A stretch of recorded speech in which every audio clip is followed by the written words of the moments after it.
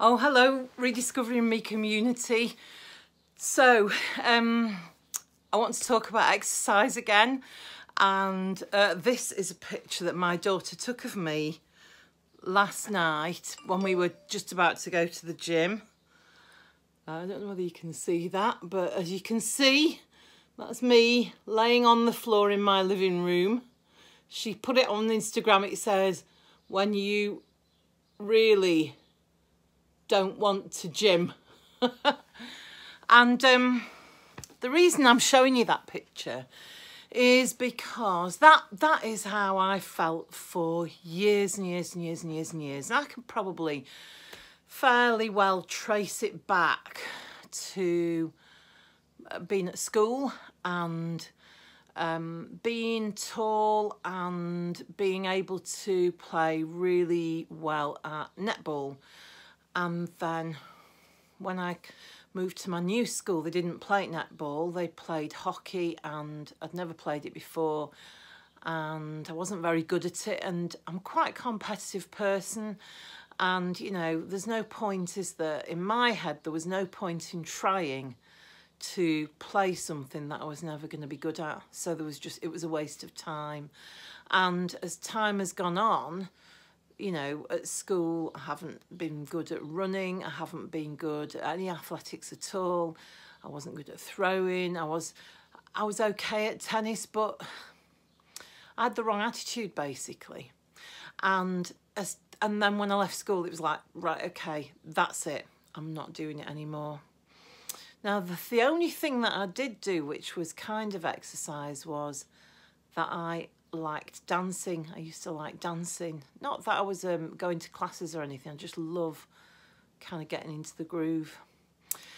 And I've probably told you, no, I know I have told you, so if you've listened to any of my other exercise discussions, you'll know that my thing that I do at the gym is I do Shabam, which I absolutely love doing.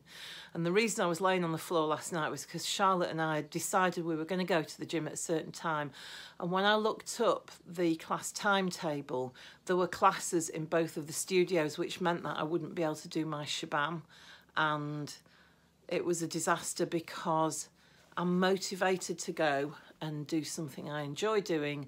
It's not so easy to go and do something you don't enjoy doing.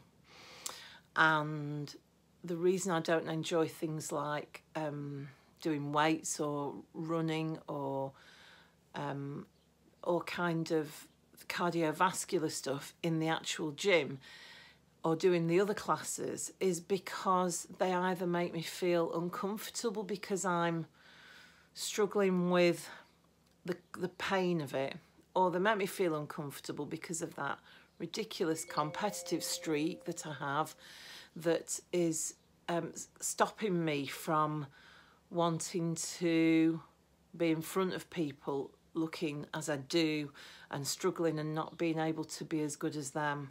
And it's ridiculous and it's negative and it's not great. So I'm working on that. But I wanted to show you one of our key models. And if you've watched any of our videos, you might have seen this before.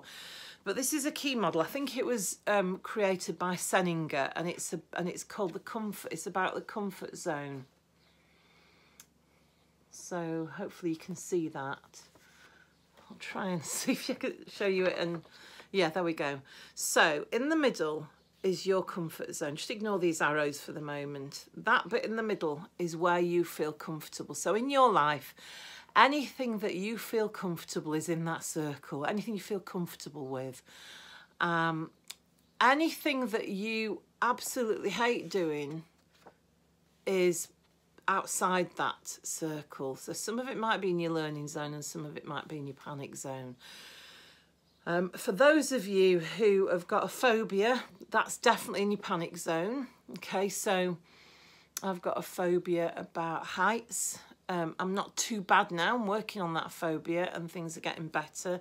But if you put me in a very, very high place, I would still be within my panic zone. So let's just look at how this is helpful to understand.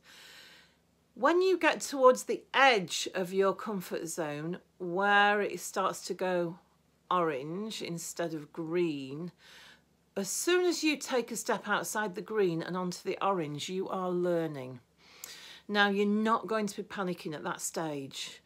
And so for me, going into the gym and thinking that I could do, say, a pump class would be a lot further out of my green. It will be further out here somewhere.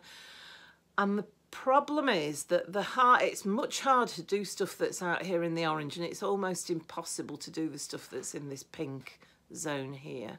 So what we need to do is to take tiny steps just over the edge of our green into the orange so that we can learn, and that will help us to change in a way that is not frightening to us and is more motivating, because we can see that it's making a difference and it's only tiny little steps. Okay, and every time you take a tiny step outside that green and into the orange, you're actually expanding the green. It becomes bigger, and then the orange becomes bigger as well, and it shrinks the pink, and that is what we want to do. We want to get rid of as much of this pink as is possible without stopping us from keeping ourselves safe, and we want to expand as much of this green as possible so that we can become comfortable with things that we were previously really uncomfortable with.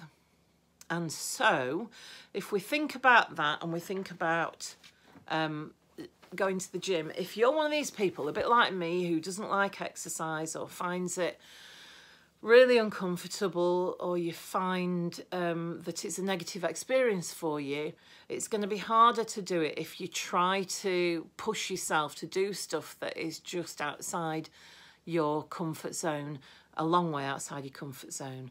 So what I'm suggesting is that what you need to do is find something that you can just feel you can manage. Like, that's why I do the Shabam, because at the moment the goal for me is just to go to the gym, just to be there and be doing some exercise is my goal, and I've already expanded my comfort zone considerably in doing that, because I actually quite enjoy going to the gym now, and it's never happened before, and I'm nearly 55 and I've been trying to go to the gym for about, I don't know, 30 years and really failing, but now I'm enjoying it. So the next step for me is, and last night I went swimming, because that's another thing that I enjoy doing, is to start to expand slightly more. So what I'm going to do next is I'm going to go to a Shabam real class, a class that somebody's actually taking, rather than if it being a virtual reality class that I do on my own.